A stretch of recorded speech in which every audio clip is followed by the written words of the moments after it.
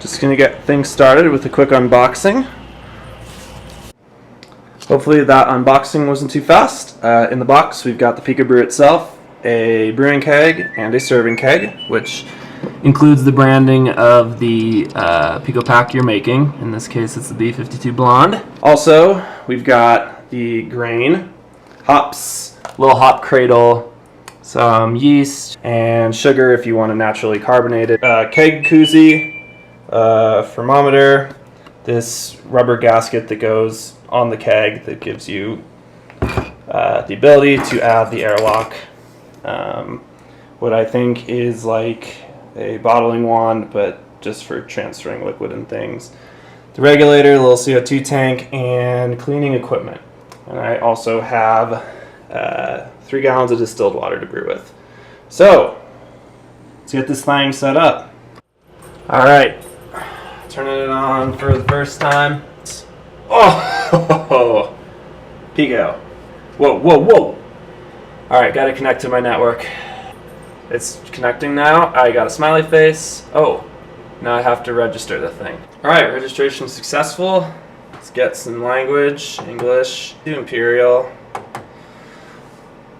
Wow. Alright, I think we're ready to do the first rinse and get it cleaned up. Step 1 is to rinse all of the brewing equipment, which includes the keg seal, the lid to the step filter, which is where you put all the ingredients, the step filter itself, and the brewing keg. The next step is to add about 2 inches of water to the brewing keg. I have no idea what 2 inches looks like in there, so I stuffed a ruler down in there, and it's about where that metal rim is along the bottom there. So I'm just going to add it to there and see how that goes. Now we're going to put the keg stopper thing onto the brewing keg. We'll also be adding half a gallon of distilled water up here. Lastly, we will be adding the bollocks to their appropriate ends. Black out. And gray in. Now we'll go utilities. First rinse. Whoa. Alright, so activity has begun. We are steam flushing water system, and it's given me a lot of splashing around in here. I decided to open stuff to see what's happening. I think water's just draining out of here, nothing exciting. Up here, I don't know if we got some serious vibrations going on. We are now flushing keg and drain system, and inside the keg, the in port is dripping. I'm guessing it's just kind of cycling water through there. Up top, not a lot going on. So that concludes the first rinse. That was probably 4 or 5 minutes. It's very quick. Okay, last thing, we attach one of these keg wands that fits onto one of the bollocks, and we will vacuum out the reservoir up top here, and that's just all prompted by this on the screen here. So we'll start that vacuum. And I believe all that water is going into the step filter here. We are empty up top. One more thing before we begin brewing. There's this little filter here. They said give it a quick rinse before you begin. Ending process. And now we can begin brewing. Alright, let's get brewing. Step 1 is to remove the hops from their vacuum sealed container. Seems like a really big hops container for a 1.5 gallon batch or whatever these are. 4 compartments, obviously. I'm guessing for a hoppier beer you'll get a little more in each one, but this one seems to have a little bag of something in there. The hops go in this little cradle. The fingers of this line up like that. Grains. I noticed there was a lot of particulate matter that kind of leaked out of this filter here.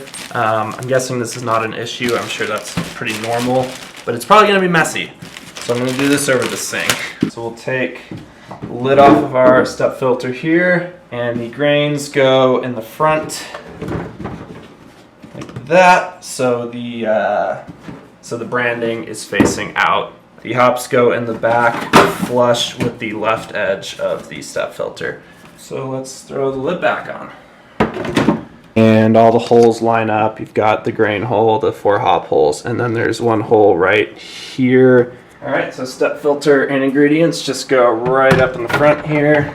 Slide into clicks. Make sure you have that steam windshield wiper thing on the outside. Alright, the instructions ask you to measure out water in the brewing keg with this wand that's included up until where the plastic and the vinyl meet. But alternatively, you can measure 1 gallon and 6 cups. So I refilled my gallon jug and I'll just measure out 6 extra cups.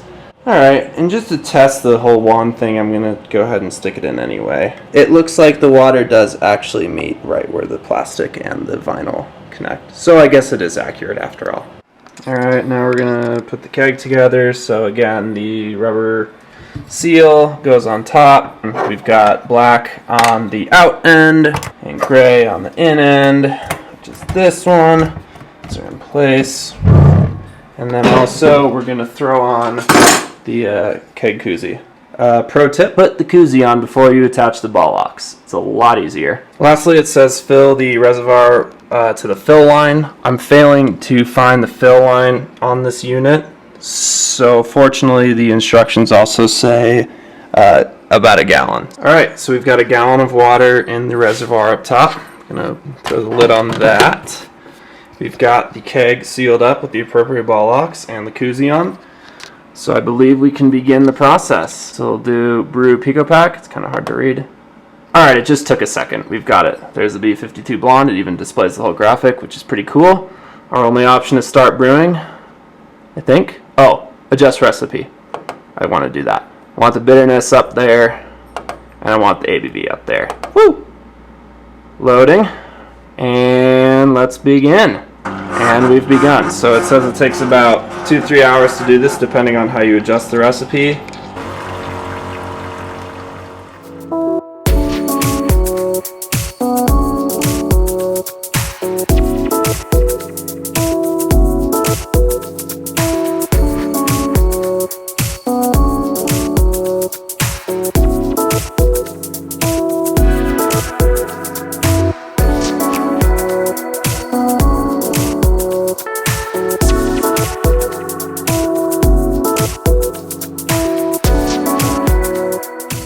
Brewing is complete. It was about 2.5 hours for this one. Need to remove the ball locks from the keg and put in this little plug into the top of the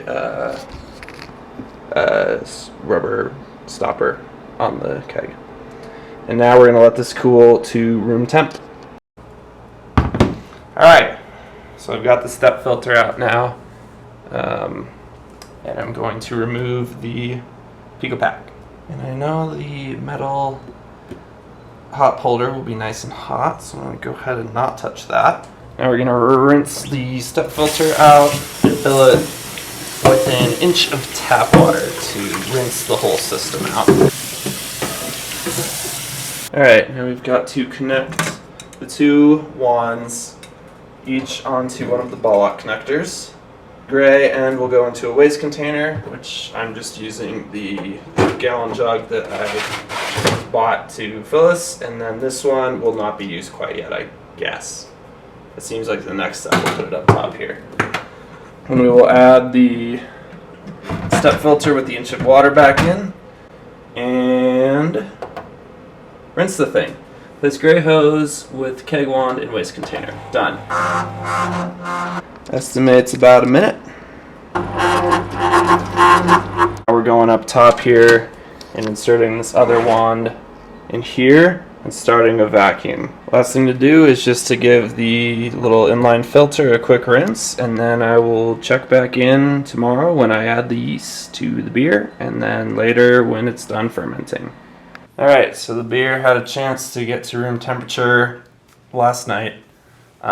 Next thing is to get fermentation going. I want you to put the thermometer on, so I'll go ahead and do that. I doubt this thing is totally full. We'll do it a little low. Like that. I'm gonna give it a shake to get it a little bit more oxygenated.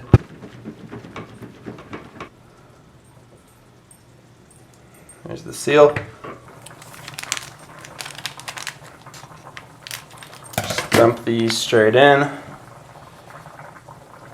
Put the rubber seal back on. And then our airlock, I'm just gonna add a tiny drop of Star San and fill the rest with water. About that full, and plug it on in. It's a pretty tight fit. All right, it's going back in the fermentation fridge for, I don't know, a week. We'll see how it all turns out. And then I'll check back in when that's done. Welcome back to PicoBrewing. Next up, we will sanitize the serving keg. It says use hydrogen peroxide. I'm using Star San with some hot water, like a cup and a half or so. It's a very small hole. And a couple drops of Star San. And then to put the bong hole in and give it a good shake. And then we'll let it sit for, I don't know, 5 minutes while we do other stuff. Now that the keg is sanitized, and dump it into a bowl to sanitize a couple other things. Very foamy. I don't really know how to get liquid going through these. At least get the outsides clean. Next, we are going to remove the sanitized wand from this thing. Oh, just lost the O-ring. That's awesome. And attach it to the gray bollock, like that, and direct it into a waste container. Now we're gonna go to utilities and rack beer, and it says it will give instructions. So we connect keg one to gray bollock, and typo, and pliss in waste container. Start flush. I've made a tiny bit of a mess because the thing shot out a lot of liquid right at the start there. And then it just says to click when you're done. Done.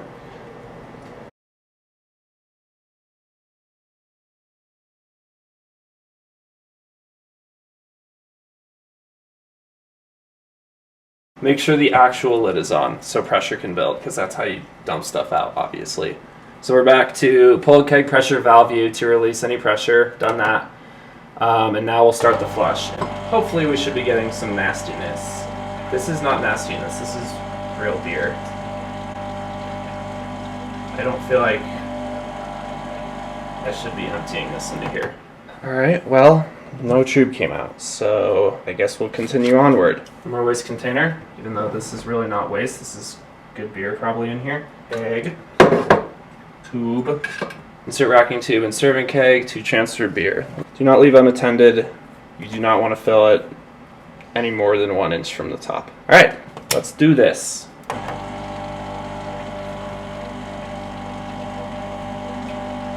Beer transferring through, very clear. I don't know why there wasn't any tube coming up, but oh well. It's very hard to see when it will be 1 inch from the top, so I'm probably going to whip out my phone and turn the flashlight on to see that. This might be one of the downsides of using Star San. It's extremely foamy and I can't see in there at all to tell when it's 1 inch from the top. So this is going to be a total guessing game. Didn't have to guess after all because air started flowing through the tube. So that is it for the beer. Let's take a look inside the keg. Inside, pretty clean.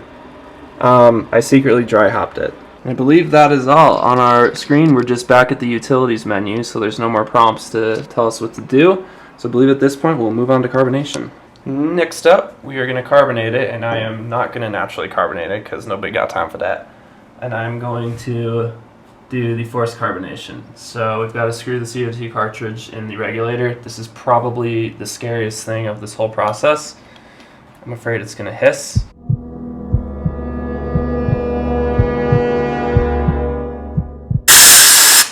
There it was. Twist until you can no longer twist. Done. I'm just gonna... Oh, alright. Cool. We will be using this bung. It's got a little plastic piece in it that just pushes out. I'm going to give it a quick dip in the Star Sands. So, bung. And I think this thing will kind of, yeah, it locks in place. And then 24 psi.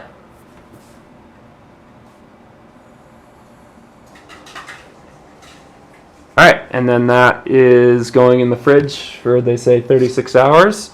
So I'll do that, and then I'll check back in 3 days and see how we're doing. Alright, welcome back to the moment I've all been waiting for. We are taking the thing out of the fridge after a 36-hour carbonation period. A couple things to note. During the last 3 days, the gauge dropped below 24 psi, even though I do have it completely maxed out. So I hope that doesn't create any issues. The next thing we'll be doing is dialing back the CO2, and it says that will release the pressure. So let's see what happens. Yes, that definitely releases the pressure. There's little holes on the back to let that all go out. Carefully remove the regulator and this bung, and we will be subbing in the serving bung, which basically just lets you create a little air pocket so beer will flow out more freely. So let's pop that in. Not easy. All right, it's in. Then we'll turn it to the serve mode, which is a counterclockwise turn. Hard to see, but there is a 0 and a 1 on this thing. 1 being open, 0 being closed. So let's pour dang glass. Alright, so to serve beer out of this thing, we pull the dispenser out and then just twist it, and it should, oh yeah. Carbonation seems maybe a tad high. I probably should have tilted the glass a little more. But that's what we're looking at. It's not especially clear by any means, but the head looks nice, and it's, I would say, pretty dang blonde. So let's try this thing. The review of this beer is probably a little bit off because I dry hopped it, but I'll give you my impressions anyway. It's definitely got some bready characters, but I'm also picking up on a little bit of tartness, probably a bit of an off flavor. But it's definitely detectable, even a little bit in the nose. Pretty low in bitterness. There's definitely no flavors of like alcohol warmth or anything like that. The Chinook dry hopping adds a little bit of pininess and spiciness that kind of works well with this one. Like I said before, it's not really clear at all. Certainly blonde in color, but pretty cloudy, probably because during the initial transfer I got no drube sucked out, so I'm sure a little bit of that got mixed in and is creating this cloudiness. But you know what? As a whole, it's really not bad. I'm not huge into blondes, but I mean, it tastes like beer, and considering it's made from what is essentially a beer Keurig machine, I say it's pretty dang good. Alright, let's wrap this monstrosity of a video up by talking about the unit as a whole. The unit and the equipment that it comes with are really high quality. The Pico itself, it's really nice brushed metal. I mean, it looks good. It's pretty small and can fit in most kitchens without really getting in the way. Just the unit itself probably is only a little over 1 foot wide, and it's maybe 1.5 feet deep. Keg is what you'd expect from any ball lock keg. It serves its purpose. It's completely airtight. The process and instructions are pretty easy to follow. My only critique would be that all the measurements are like in inches. I feel like they should just use volumes. You know, measure out half a gallon, measure out 2 gallons instead of measure out an inch of water in here. To me, that just, I don't know, it seems like it'd be easier and more accurate to just give you a volume measurement. But overall, it was very easy to follow. I feel like even someone who's never homebrewed before could figure this out pretty easily between the instructions and the prompts on the unit itself. But as a classic homebrewer, I think there's an important distinction to make about who the target audience for this system is, and I think it's for people who aren't really looking for the full homebrew experience. This is extremely automated. You don't really have a lot of room to customize. If you want to come up with your own recipes, create large batches, things like that, I don't think this is for you. Until they make it more customizable and allow you to create your own recipes and just dump your own ingredients in there, I think it's more appealing to a non-home brewer. But I still found myself enjoying the whole process. It was really cool trying something new. I think this system has a bright future. And in fact, I talked to the PicoBrew staff at the Great American Beer Festival a couple weekends ago, and they told me kind of the direction they want to take with it. They want to incorporate more breweries into the ecosystem to bring the recipes to everyone. And they also said they want to try to get these breweries to bring back maybe old recipes that are no longer available, and the only way you could get them would be to brew them through this system. They also want to branch out internationally to bring you recipes from overseas that you otherwise couldn't get. It'd be great to see maybe empty containers that you put in that you could fill with your own grain or your own hops and things like that. The only limitation I see with this is the system reads a little chip on top of each pack that instructs the unit on when to mash, how high the temperature should be, when to incorporate each hops, so bittering and flavor and things like that. I did have the thought that maybe could use like a brew in a bag type of bag to put the grains in and just set it in like that, and to just reuse a hop container. But that still leaves the problem of not having the chip. But maybe you can save the lids from each unit that fits the style you'd want to customize. So maybe you have your own IPA recipe, you add your grains, you add your hops, and then just use the IPA chip from one of their own packs. So maybe it's something I'll try in the future and see how possible that is, and maybe it is a total wreck.